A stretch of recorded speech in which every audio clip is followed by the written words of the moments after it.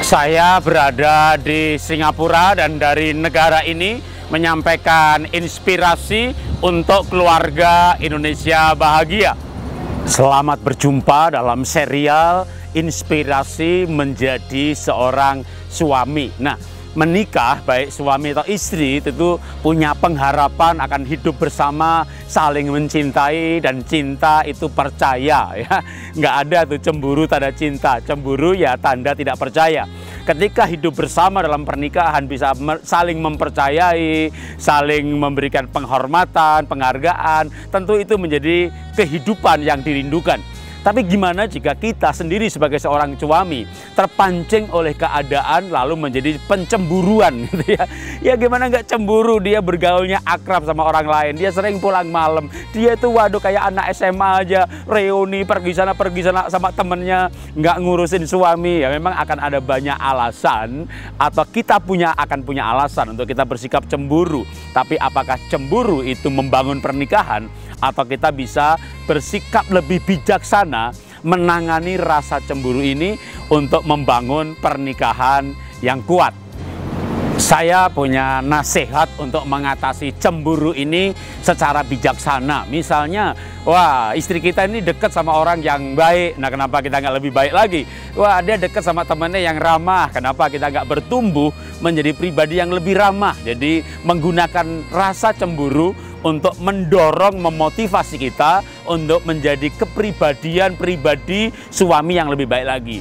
Atau bangun aja relasi. Selama relasinya kuat, kita bisa memberikan kepercayaan dan kesempatan kepada istri untuk dia me time, untuk dia menjalankan hobinya bersama teman-teman yang satu hobi, memberikan dia kesempatan untuk pergi pulang kampung dan reuni, dan mungkin bahkan ada reuni lanjutan. Selama relasinya baik, dia akan pulang reuni, dia bercerita begini, bercerita begitu. Waktu dia bercerita, tanggapi dengan baik, jangan dimarahi, jangan dicela, nanti malah berantem. Nah, kalau suami istri berantem, suami istri relasinya tidak baik, maka memang dia akrab dengan orang lain, itu bisa menjadi celah di mana masuk dalam perselingkuhan.